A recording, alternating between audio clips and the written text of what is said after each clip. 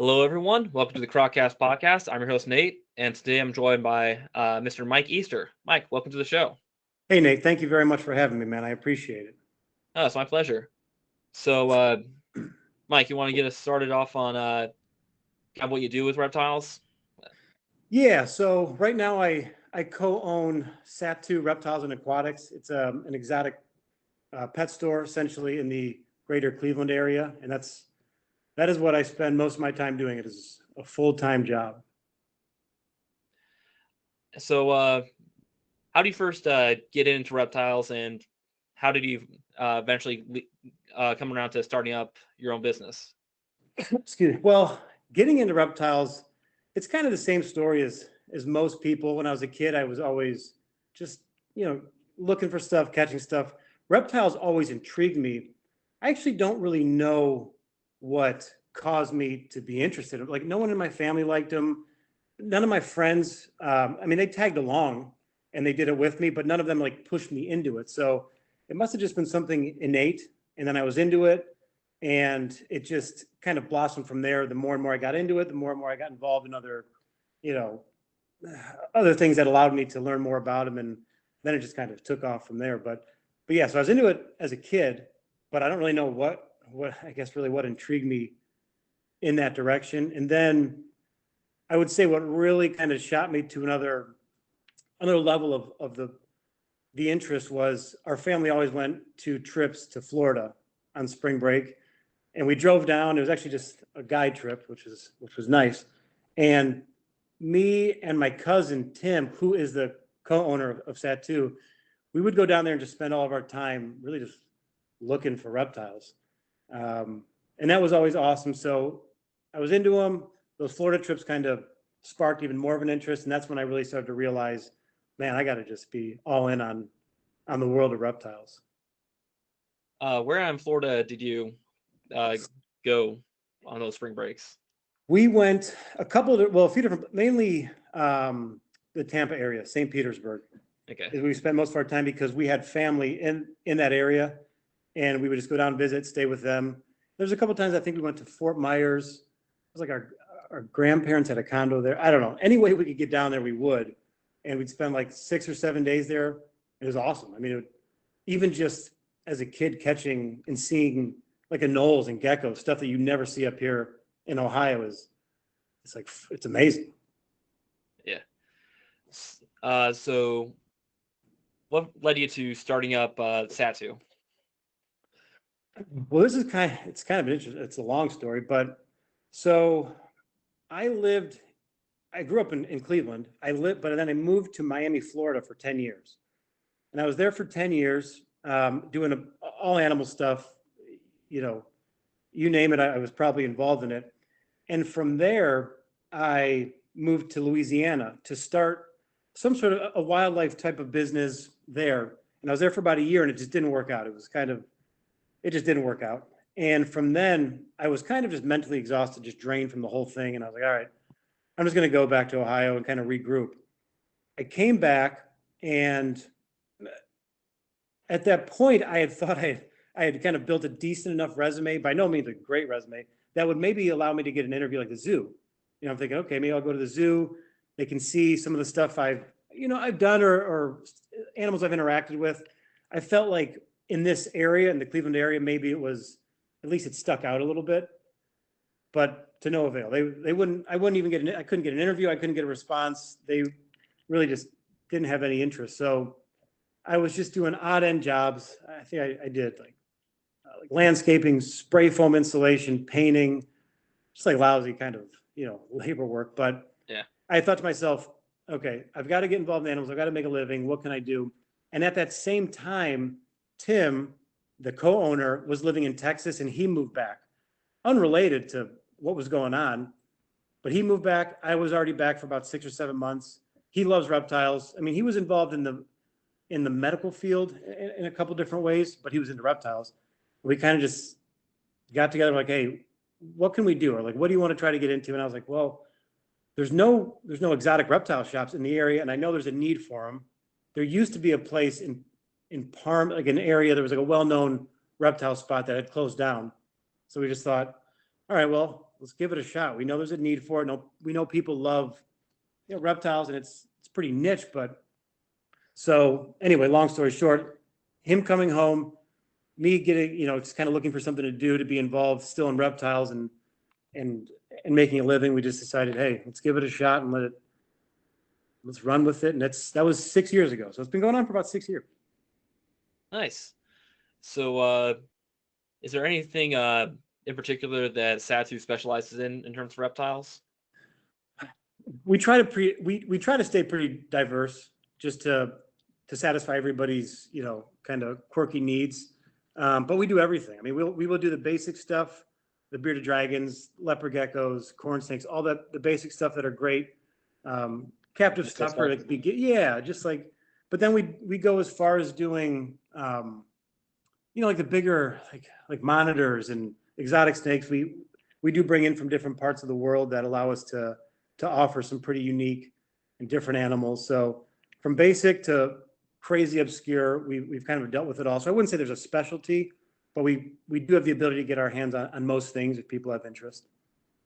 Yeah, I actually got a pair of scrub pythons from there. So, dude, when your name came up, when you messaged me, I was like, that name looks familiar. It's a unique last name.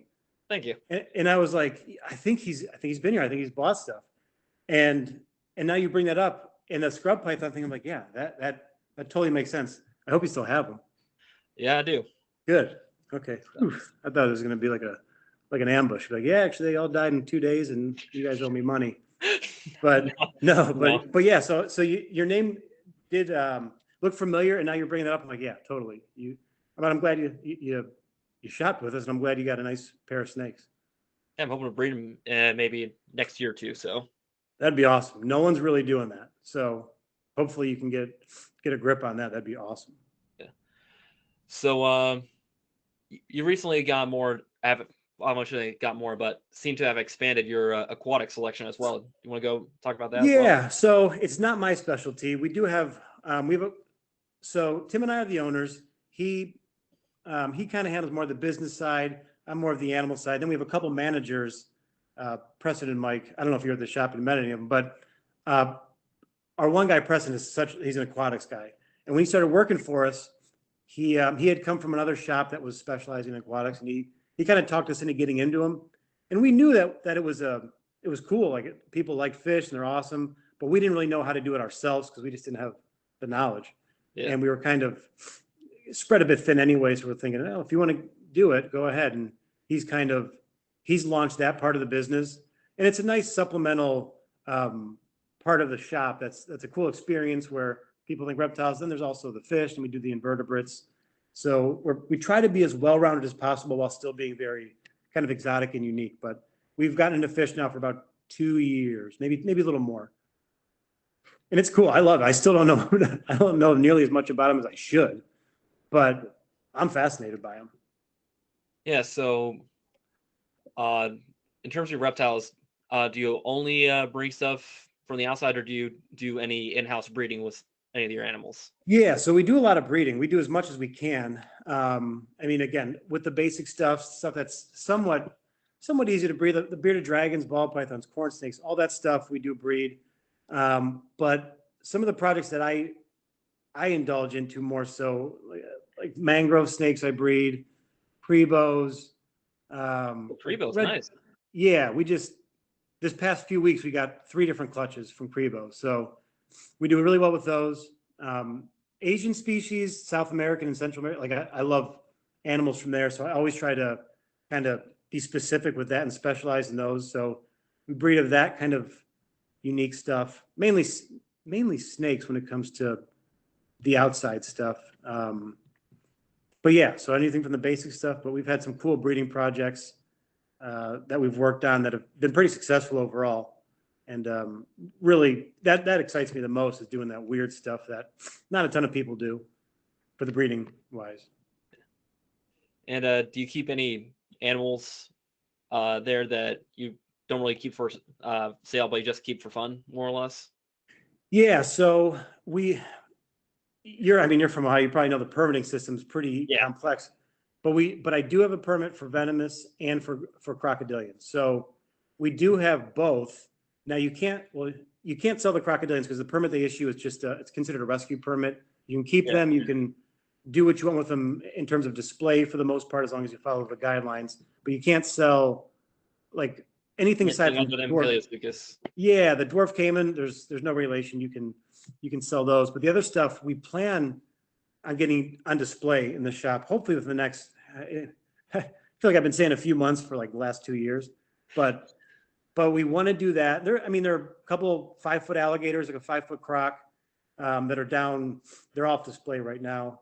And then we have venomous. For the most part, it's just when I moved from Florida, I brought these up. I had all this stuff in Florida, Yeah. and moving back, I called the state and I said, "Hey, I'm bringing these. Like, you just tell me what I have to do and let me know." And they worked really well with me, and they just kind of gave me the guidelines, and I did it. So these are animals that I had with me for a long time, for the most part, and brought them up, have them still, and work with them off site. And they're not on display, but hopefully the gators and croc will in the near future.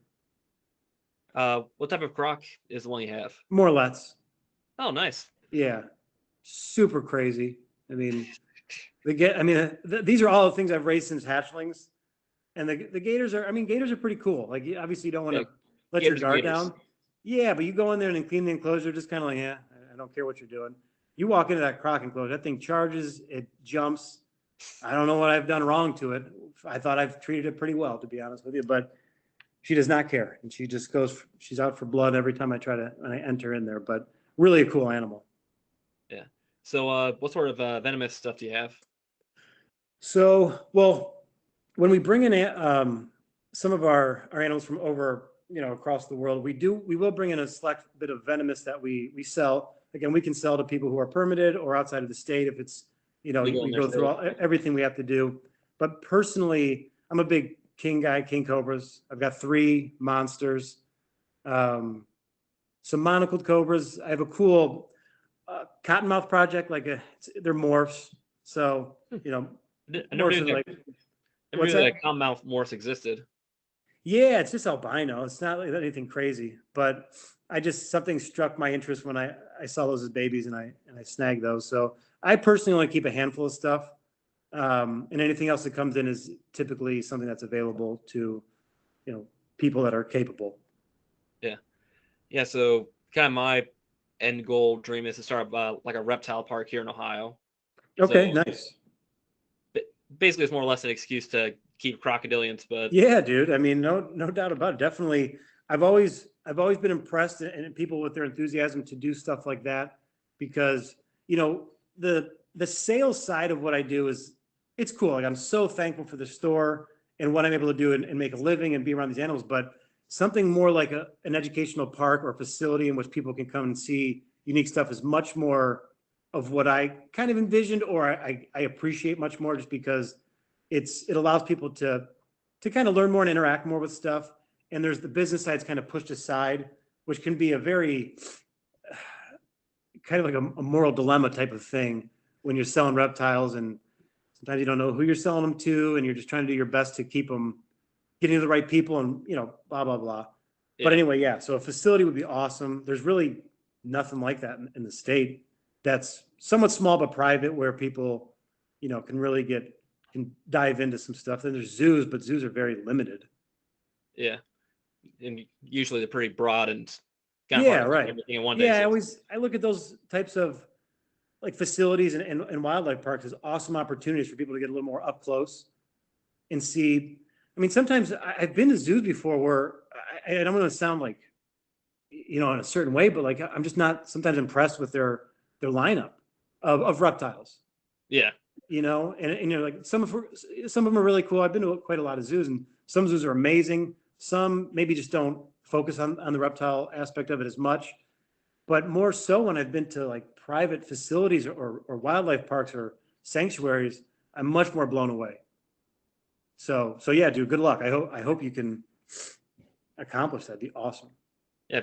I might have to reach out to you and ask for advice on getting permits for those. Yeah, dude, I've there's not a ton of people permitted in the state, but I'm happy to help whenever I can, whoever I can.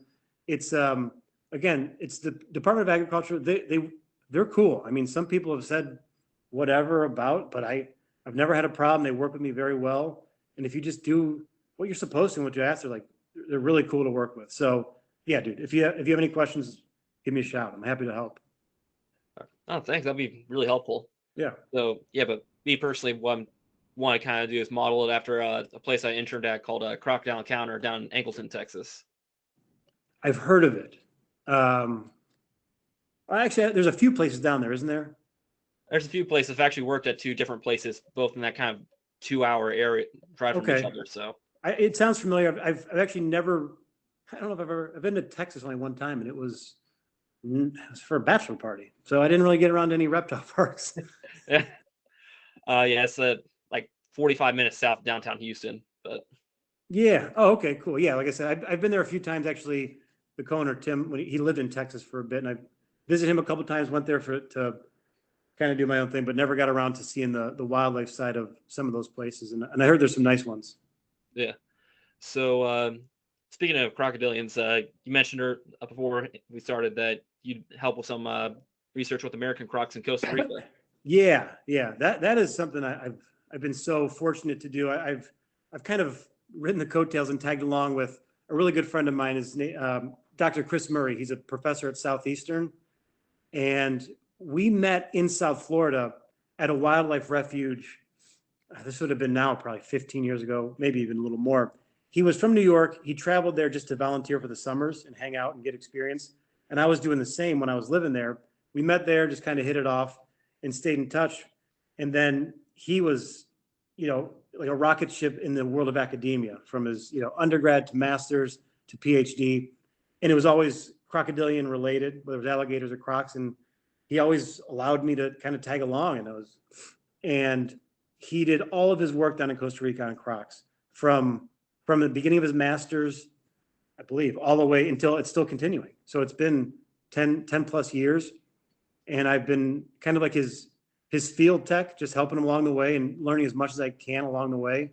And it's been an awesome experience. Crocs, even unrelated to crocs, just going there and experiencing everything else that it happens. I think I've been there now maybe 20 something times. Nice. Yeah, love it there. So what all do you do when you're down there? You just like research related or? Yeah. Yeah. So originally, and I hope I'm getting all this stuff in order, right?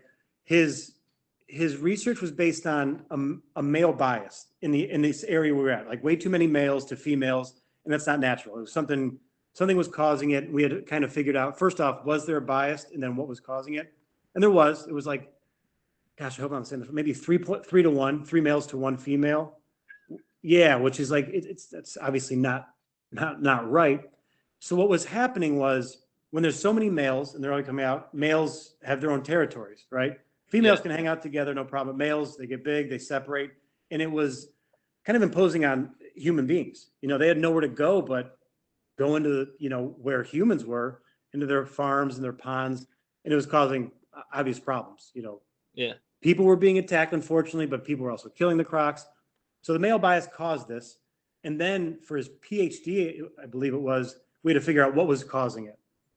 And it was crazy. The results were amazing. Long story short, what it came out to be was, I think I'm allowed to say this. I think it's all published now, but it was testosterone called MT that tilapia farms were feeding to their fish. Huh.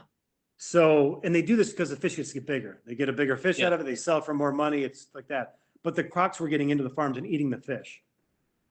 So they were eating the fish. They were going back into the wild, and this MT was stored very, very well in like the lipids and the fats of the croc. Yeah. And the females were passing it on to the babies. And so it doesn't even matter on the temperature. They'll just exactly. So crocs are TSD, temperature, sex determination. And we tried to figure out, okay, well, what's going on? So we would find nests. We put eye buttons in the nest, and we would take temperatures of the nest throughout all of incubation. And there'd be nests that would, based on temperature, should have been majority female or at least half and half. But we'd capture the nest, we'd go back, capture them, sex them all males. So like, okay, this is bizarre. And then we would take the blood, and we were finding the MT in the blood of the crocs. So that MT was overriding any factor that should have been pushing the animal to be a certain sex. So it's crazy. It's wild. It's like really amazing just to kind of find that out. And it's really practical research. It's really cool because it mattered to the area. Like you just can't have these crocs were overtaking residential areas. You call it residential, but because there's a snowball effect from what was going on at these farms, and just really cool research that I was lucky to be a part of. Yeah, it's really interesting. Kind of a direct effect that using hormones and stuff like that in Yeah, agriculture can have on the environment. huge. Yeah, and I would assume this happens elsewhere and with other animals. I mean, it's definitely not up our alley to check that out. But with crocs, it was very definitive. It was pretty obvious, and just it's amazing how that type of stuff can affect an animal that can then affect people, and just that is really awesome. So we're still involved in that. We just kind of continue on with that, and it's a very research is hard as it is, but then when you find something like that, to implement some sort of like legislation or hey, can we change this? It's tough. You know what I mean? So I don't know in the end what can be done, or what I know it should be done, but I don't know what's going to be done. But the more and more research and the more and more facts and data you can show, the better. So we'll continue on. But I've had a blast doing it. I mean, just catching crocs in the middle of Costa Rica is like, Yeah. I shouldn't be doing that. I have a degree in criminal justice. I shouldn't be out there doing research in Costa Rica on crocodiles. So I've just been fortunate with a lot of people along the way that have, allowed me in. Yeah. So, did you do any like herping or anything like that outside of those Yeah, two? definitely. I mean, I love the crocs, but like any chance we get, because sometimes we'd catch crocs during the day, we'd have the night free, and then vice versa, we would do night captures, and during the day we'd have free. And it all meant like we'd always go in the springtime, and it was up on the border of the rainy season. So in the dry season in Costa Rica, it is bone dry. It is hard to find any type of reptile. Like once in a blue moon, you find the same. Once the rains come, though, it is like a flood of reptiles, amphibians, everything. So I've had the pleasure of being there during kind of both times, and we've herped. I mean, just some really cool. I mean, like tiger rat snakes. We found crebos, like the South American rattlesnake, the burrowing python, which is one of my favorite. Like super hard to find, pretty hard to find, but tons of frogs, lots of like their version of water snakes, which I guess to them is probably boring, but it was awesome for me. There's like these snail-eating snakes that are in the trees all over the place that are really cool. Found some vine snakes. Just yeah. So I've been able to find a lot of when the time is right. Finding reptiles down there is relatively easy. I mean, it's hard no matter what, but I've had a chance to do that, and we found some really cool stuff. Yeah. So, you've ever been herping anywhere outside of Costa Rica? Well, when I lived in Florida, I herped all the time. I was down in Miami for 10 years and did a ton of like herping around the Everglades and road cruising. And that was awesome. Aside from that, I really haven't been too many other places in herp, to be honest. I've been, yeah, Central America and South Florida, and actually different parts of Florida. But like, I mean, what else do you need? I'd like to go out. I would love to go out west, the Yeah. Southwest, and see all those reptiles. Is kind of one of my next goals, which is not too difficult to get out there, but finding time is hard. But yeah, so I've Yeah. herped those areas mostly, and again, it was found awesome stuff there too in Florida. Yeah. As they say, time is most valuable and scarce resource. Yeah, it sure is. It waits for no one. Um, so, with SATOO, do you like do any partnerships with any researchers or anything like that? At the moment, no. I mean, we've had the affiliation through Dr. Murray in Southeastern for the croc research that has kind of helped, give and take at the beginning. We helped out a bit there, and obviously it helps build a little bit of credibility to be involved in that type of stuff. But as of recent or anything new, not really. I mean, I'm open to it for sure. Anything I can get involved in the world of research to help people, I'm all in for. All right. So a bit of a switching to subject, but what would you say is the most unusual or rare animal you've ever had pass through your shop? Man, I've had people ask me that, and I guess the hard thing to say about that, at first, maybe it's super rare for me, and then I'll see it come through another 4 or 5 times. I'm like, oh, it's kind of rare, but I've seen it. There's really nothing that's come through where I say, wow, no one else has ever seen this, or no one else can get their hands on this. I have stuff like we've had a few croc monitors, which is again, people they've kind of been coming in a little bit more over the past few years, but that was awesome for me. I was blown away to get the first one in. It's pretty big, and like their intelligence and their personalities like really cool. So that's kind of top of the list of something very rare and unique. At least it was for me at first. I'd say it still is kind of unique to a lot of people. And we had that on display for a bit at our first shop, and people loved it.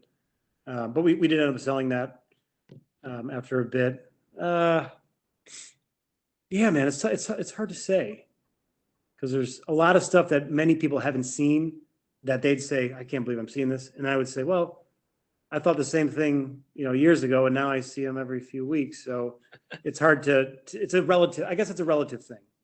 Yeah. But the tree, like a lot of monitors, I'm always very intrigued by and kind of blown away when we do get certain ones in tree monitors. Like I said, croc monitors, those are always really cool. And I'm always very excited, no matter how many times those come in. And some of the snakes we get in from like Southeast Asia, sometimes they'll come in. I guess a better answer to your question is sometimes it's stuff that's somewhat common that comes in a weird form, whether it's like patternless or striped or, anything that's just I don't want to call it a morph, but some sort of variation. Or like a locality or something like that. Yeah, yeah. Like we'll get emerald tree boas in that are like patternless, or Huh. yeah, like have they call it an anaconda phase where it's dots all over it. We'll get those in, and that's really cool. That's not that common. So when those weird things come in, that's some of the stuff I'd consider the more rare that comes through Yeah. the show. Yeah. I mean, Yeah. I'm kind of interested in starting up an emerald tree boa breeding project for a while now. So Yeah, it's awesome if you could. I haven't been able to figure those out. I mean, very few people have. Well, I shouldn't say few. People do. Um, I think with those people are just very impatient. From the time of like, I think they have to be a little bit older than people think in order to breed, and then like breeding and gestation, it takes forever. And I think people are just like, all right, I give up. You yeah. know, but that's rewarding. That's awesome. I mean, a few people that have had litters of them, it's awesome. So again, I'd recommend it if you want to get into it and you have the time. Really cool species in general. Easy to care for. They have a bad reputation, but they're in the right setup. People are afraid of them, even like wild caught ones. But I've had great luck with them, and I would totally recommend them to the people who are really interested. That don't be too afraid of stuff that's maybe imported if you're ready to care for it in the right way. Yeah. Yeah. But speaking of animals that maybe not are rare, but are kind of unusual to see, at least in the hobby, I noticed like for like a few months there, you had like a New World burrowing python available. Yeah, yeah. I've never So really seen those in the hobby before. So well, the reason I'm kind of keen to those because like I was saying, those are the ones I found in Costa Rica before. yeah. And I first found one of those maybe like 7 or 8 years ago, and they're really pretty. They're not like super big or that striking, but I just came across one. It was actually, speaking of like the rainy season, it was the first night of a huge rain there, and it was just like stuff was all over the place. That's when we found that. And I've always been really interested in those. So I do have a couple pair of my own that aren't actually, they don't breed until like 10 years old. It's kind of crazy. Hmm. Yeah. So I've got a couple pair for myself that I'm raising up to breed. And then, yeah, we had some available. I think we may have some, but those are awesome. Those are really cool. Those are like, again, very basic caring for, super friendly. Like their look is really cool. And I've been taken to those over the years because of Costa Rica. Gotcha. So those are the only pythons native to the New World, right? Yes. Yeah. Yeah, I mean, there's burrowing pythons out in Africa, I believe. Sometimes people get those confused, but yeah, it is the only one in the New World. Yeah. So is there a way it's very noticeably different from old world pythons, or is it You mean kind of like kind of old world in general? yeah, Yeah, I mean they're super fossorial. They're underground like majority of the time. So their Like a nose are kind sambo, of, what's that? like a sambo almost. Kind of like a sambo. Yeah, they have a body structure that's like kind of just thicker, and um, they can get like 4 feet. I mean, they get decent size, bigger than a sand boa, but their noses are kind of lifted up so they can just dig through. I saw one in Costa Rica during a rain once that dug its own hole within a matter of like maybe 25 seconds. Bare ground, dirt. It was just crawling around. It stopped, head down, right down. It was gone within 30 seconds, completely underground. It was it was crazy. So I think their locomotion is different than most pythons, and their ability to go underground quickly and maneuver that way. And obviously they're much smaller than a lot of the other pythons, but really an awesome species. But yeah, I saw that happen once, and I was like even more blown away. I'm like, dude, I gotta have some of these. Yeah. So, is there any particular species that you feel particularly proud of for having bred? I would say I would say mangrove snakes. Yeah. Because that's I've again like Asian species and in the South Americans I've always really liked, and like Crebos and I would say more so the mangrove snakes. I've bred maybe 4 different kinds of boiga in general, and those are just they're not the easiest things to breed. Once you figure them out, they're not too bad, and they're always people are intrigued by them. You don't see them that often, especially the captive born ones. And I just took a liking to them when we first started getting them in. And many people had trouble with them. A lot of them came in not in great shape. So I like them because they're like huge arboreal, like nasty snakes.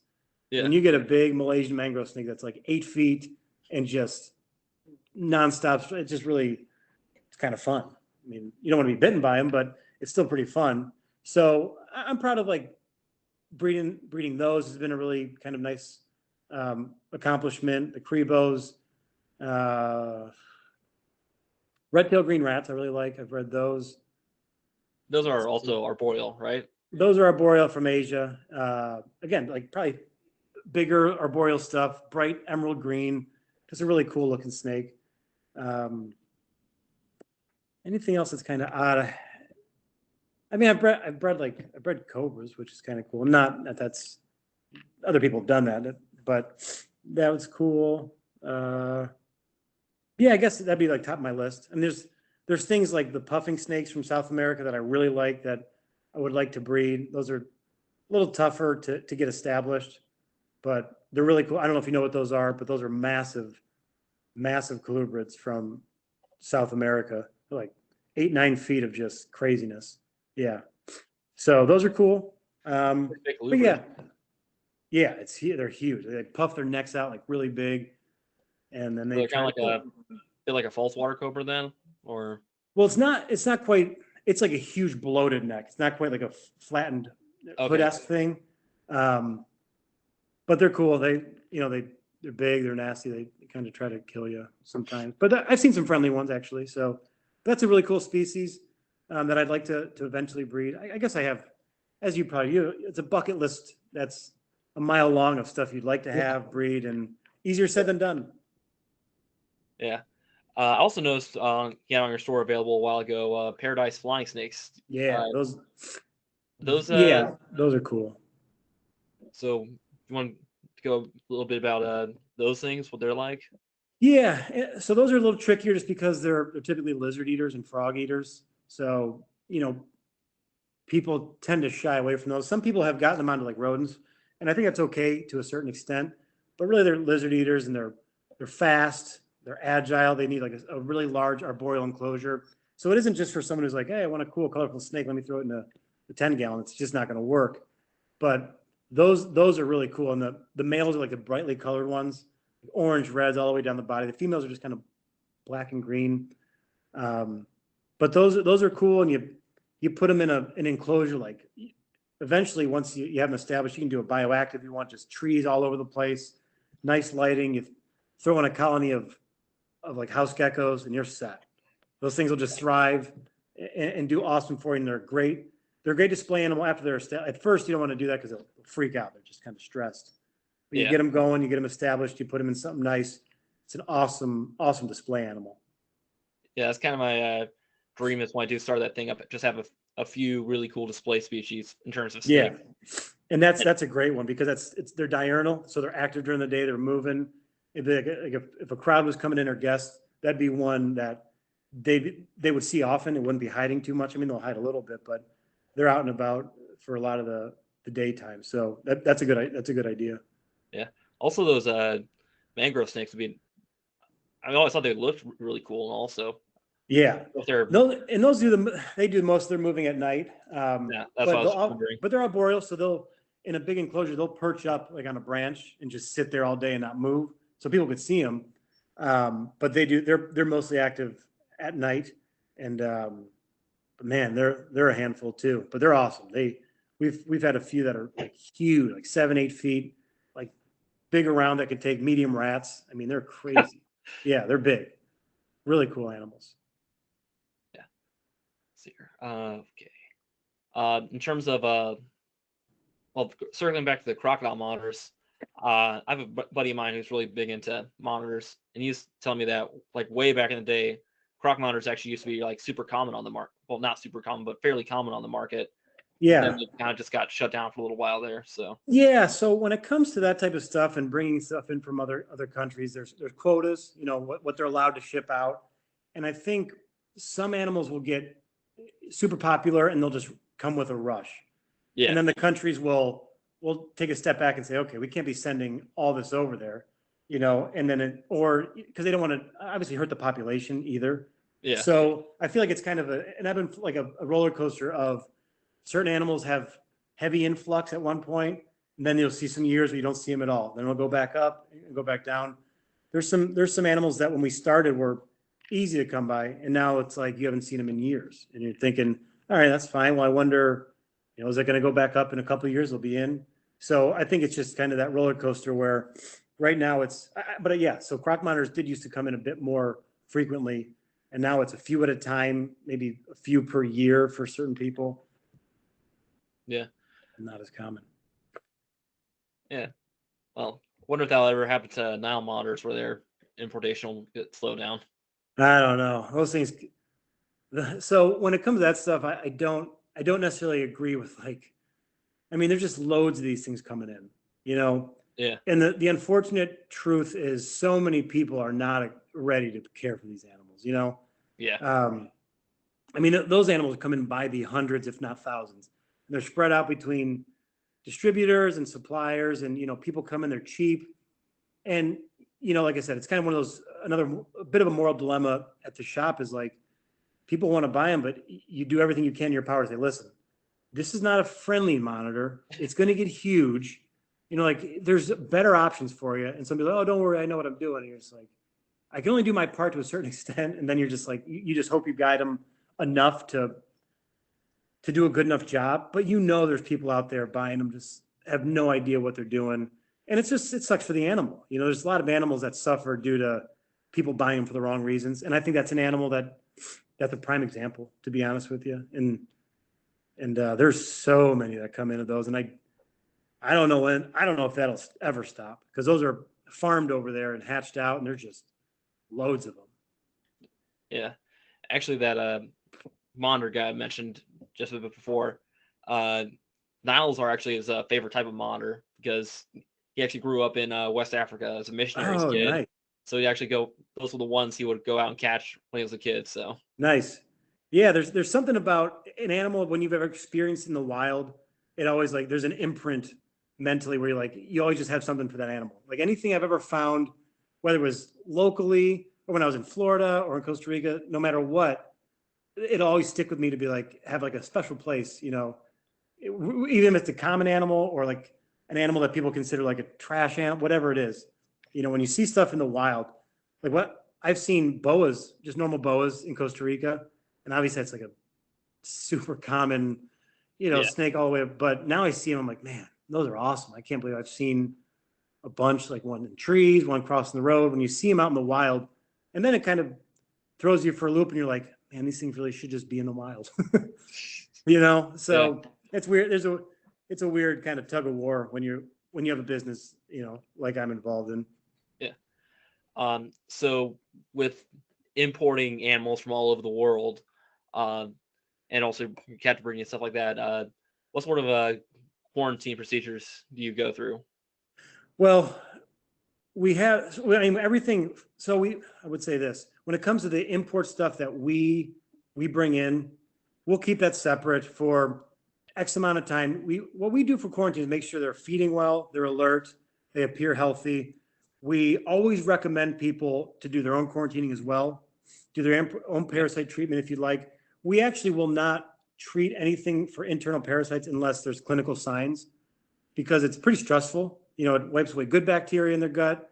And really what you want to do is just get them established and stress-free when you first get them in. So people often like, oh, did you treat them? We're like, well, no, but there's no signs that lead us to believe it needs to be. However, if you're interested in them when you get them, we fully recommend getting a fecal, taking it to the vet and seeing what you got going. Yeah. On your end. But now anything that comes in that does look bad, we will treat, or we'll take a fecal and see what's going on and do it that way. But oftentimes you deal with the right exporters and the right suppliers, you're getting pretty quality animals. There's plenty of people who have bad suppliers. They get them in, they look bad, and they just throw it right out, and they're good to sell it to anybody. And some people do that, get away with it, and teach their own. But there's a procedure and a quarantine, protocol that we'll follow when we get our stuff in personally.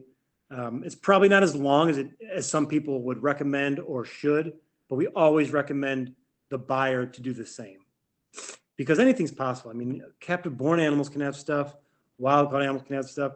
We've had people buy our our imported stuff, take it to a vet, and feels have come back 100% clean from wild caught stuff. So there's no guarantee one way or another, Yeah. And another thing is we don't fully know all the roles that stuff that lives in their guts play in their internal biology. Yeah, 100%. There's a lot that's very complicated, I think, and complex. And I think just broad brushing, like the way you should treat an imported animal is wrong. I mean, you can stress it without needing to, and cause it much more harm than good if you're just like, I treat everything, I throw panicure down its mouth, and it's good to go. Definitely not the case. So I think there's a gray area where it's almost using your own knowledge and your own experience to know kind of what the right move for a certain animal would be when they come in. And again, anybody who gets an animal like that is planning to own it full time, like we recommend, of course, going through that procedure, always monitoring it to know, if it does have something or what to do next. But just the people who get stuff treated is more times than not far worse on the animal than just leaving it alone. Yeah, like someone we've actually had on the show, and we're going to interview her next weekend.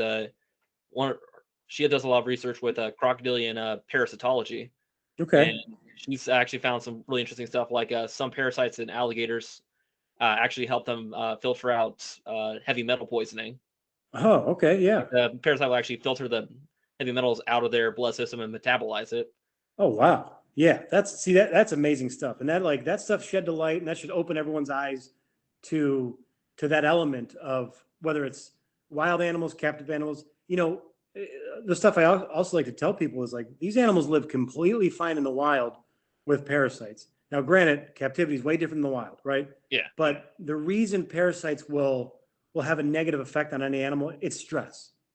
You're immune compromised, the parasites take over, and you're good to go. So that's why we say, like, just keep it, like, leave stuff alone. You get it in, give it the proper setup, keep it simple, but keep it stress-free. It's the stress that really wreaks havoc on the animal via the parasite. If you start, people buy stuff, they just want to mess with it, hold it, show their friends right away. And it's not the way to do things for especially for certain fragile animals are just not going to adjust well to that. And again, these things live no problem for the most part in the wild with them, and they have a lot more to deal with out there. So parasites aren't a death sentence for any animal, whether you treat them or not. It's more of how you're keeping things that's going to kind of mitigate any issue they may have. Now, sometimes they're loaded and you're like, you should treat them. But again, it's going to be different for every animal. And it's just good to monitor personally what's going on through your own experience and your own knowledge of what the next move should be. Yeah. So that's what you thoughts are. We're mostly, I'm guessing, for mostly like internal, like intestinal Yeah. parasites. So Yeah. do you apply the same thing for mites, or mites a completely different animal? Well, mites, yeah. So mites can, like, we can prevent it, I guess proactively treat, or if anything comes in with it, treating for mites is very simple, and there's really very little risk in treating for mites the right way. So if it doesn't have them, we really won't do anything. But oftentimes mites are just kind of part of the territory, and that actually comes in from captive animals too. They're in collections, Yeah.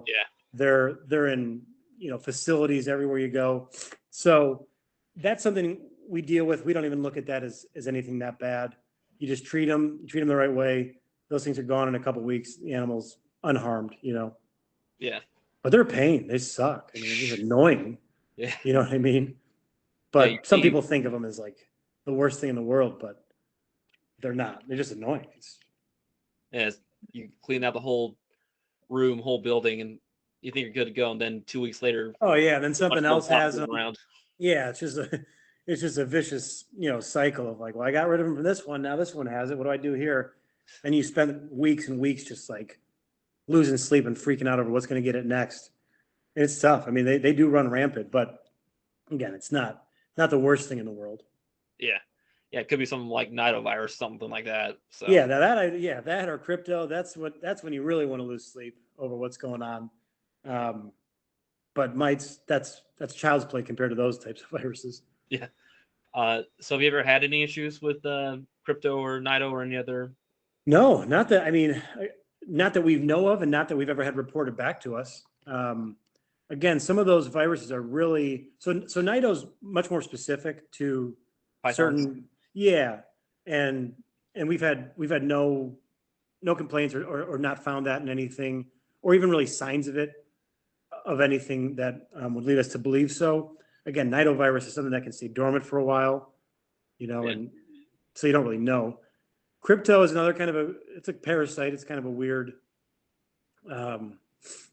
element, but again, nothing that I know of, to my knowledge, has come through and caused any problems. That's thankfully. Yeah. Yeah. Yeah.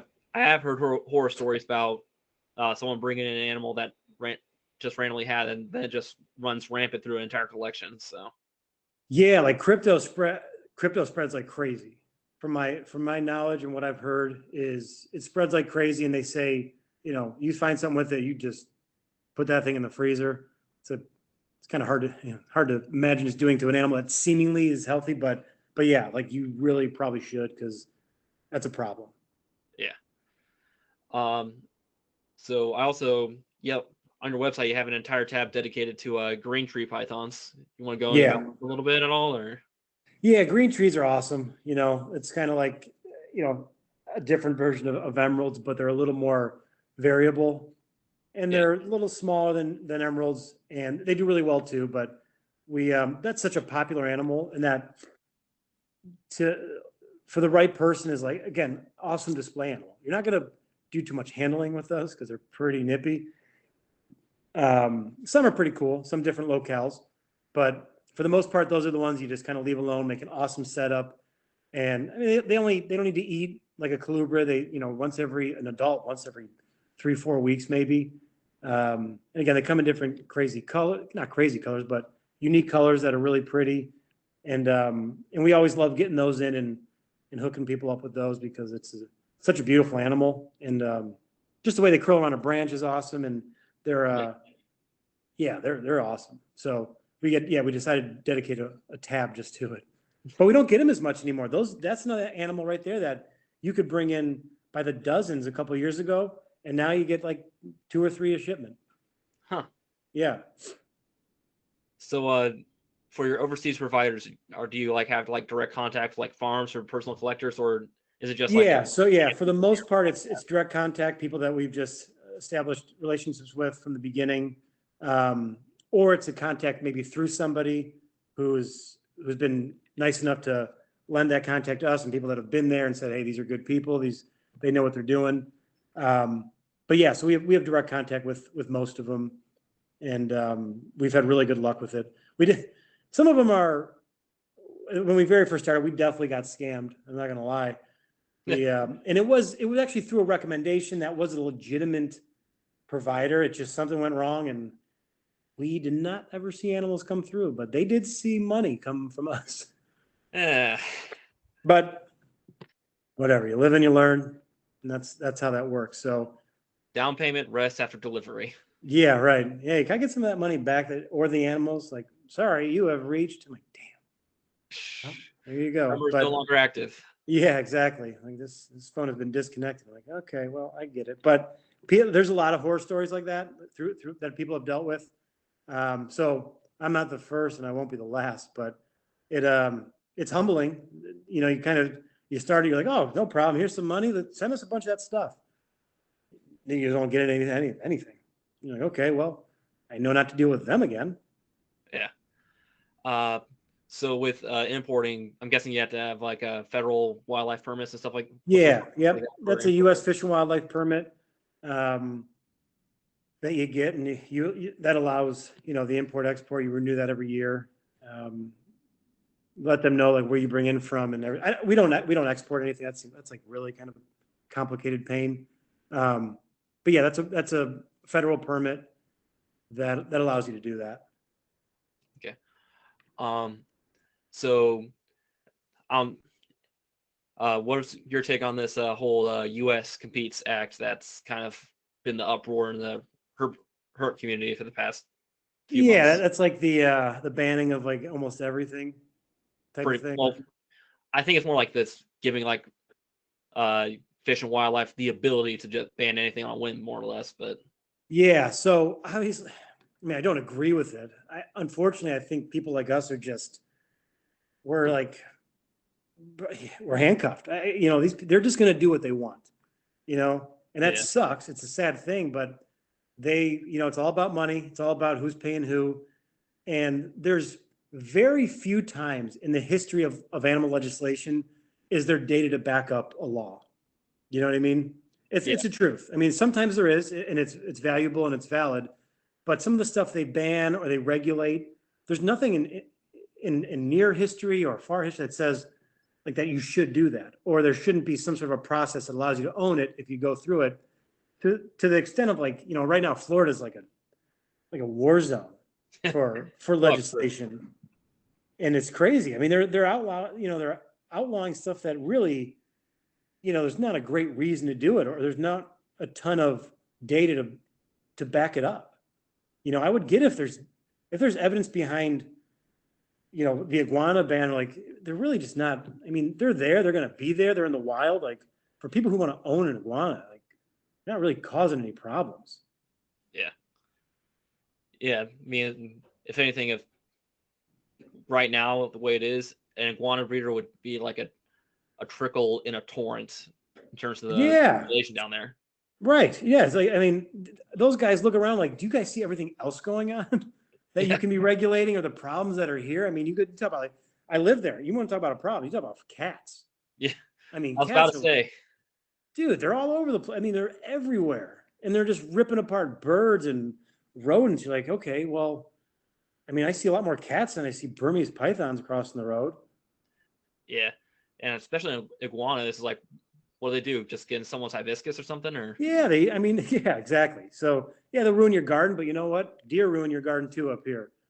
Yeah. It's like, I mean, granted, people don't own deer as pets, but nevertheless, these are the types of things that are pretty benign in the world of keeping reptiles. You know what I mean? It's like, I would need more evidence behind some of these laws that made me believe it was worth it. Or because you make these laws, you're taking people's livelihoods, people who breed these for a living, and you're like, oh, by the way, you can't do that, even though this is what you do for a living. You got to find something else.